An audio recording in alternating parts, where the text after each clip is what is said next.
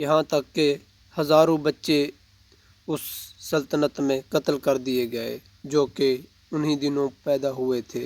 بسم اللہ الرحمن الرحیم۔ السلام علیکم دوستو، آج ہم ذکر کرنے والے ہیں حضرت اسماعیل علیہ السلام اور نمرود کے بارے میں۔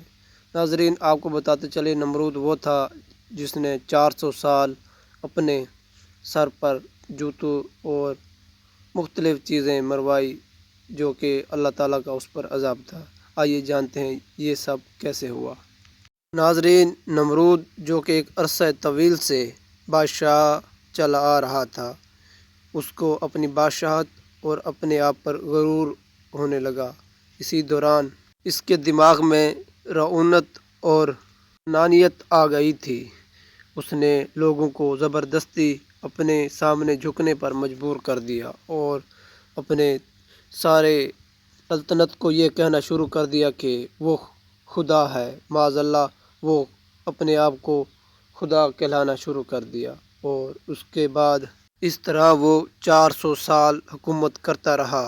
نمرود بن عنان جو کہ بڑا جابر بادشاہ تھا، سب سے پہلے اسی نے اپنے سر پر تاج بادشاہی بنا کر رکھایا کہ اس کے بعد بڑے بادشاہوں کی دل کی خواہش بنا۔ ناظرین، پھر ایک دن نمرود نے ایک خواب دیکھا جس میں ایک ستارہ نکلتا ہے۔ اس ستارے کی روشنی سے چاند، سورج سب اس کی روشنی میں آ گئے۔ نے اس خواب کی تعبیر کاہنینوں اور نجومیوں سے پتہ کی تو انہوں نے بتایا کہ آپ کی سلطنت میں ایک ایسا فرزند پیدا ہوگا جس کی وجہ سے آپ کی سلطنت آپ سے چھین لی جائے گی۔ اس کے بعد نمرود نے حیوانیت میں آ کر تمام مرد اور عورتوں کو آپس میں ملنے پر پابندی لگا دی اور سب کو الگ الگ کر دیا، یہاں تک کہ ہزاروں بچے اس سلطنت میں قتل کر دیے گئے جو کہ انہی دنوں پیدا ہوئے تھے۔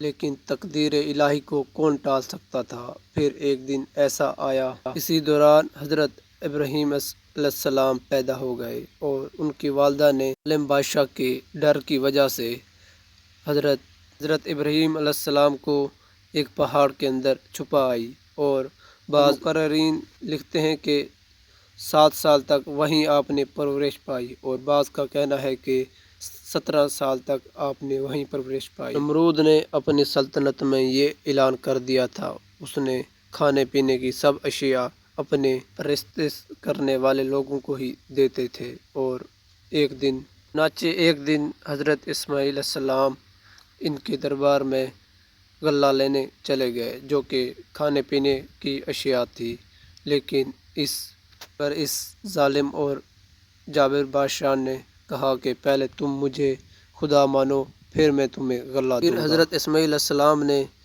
ان کو خدا ماننے سے انکار کر دیا اور کہا کہ میں خدا وحدہ لا شریک کو ایک مانتا ہوں، اور میں اسی کے سامنے جھکتا ہوں، اور میں اللہ تعالیٰ کی ہی عبادت کرتا ہوں، جس کی وجہ سے یہ ظالم اور جابر بادشاہ غصے میں آ گیا، اور انہوں نے دوبارہ پھر اپنی بادشاہت میں بلایا اور کہا کہ تم بتاؤ تمہارا رب کون ہے جس کی تم پرچار کر رہے ہو اور جس کا تم سب کو حکم دے رہے ہو۔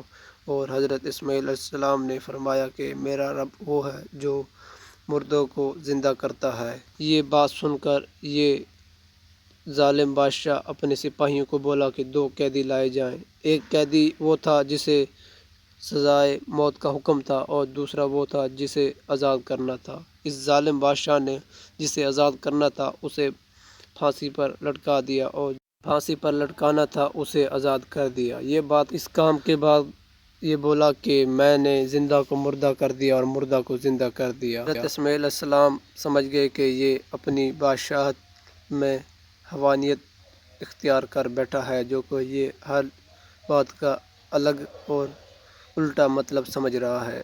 اور دوبارہ حضرت اسماعیل علیہ السلام نے فرمایا کہ میرا رب وہ ہے جو سورج کو مشرق سے نکالتا ہے اور مغرب میں غروب کر دیتا ہے۔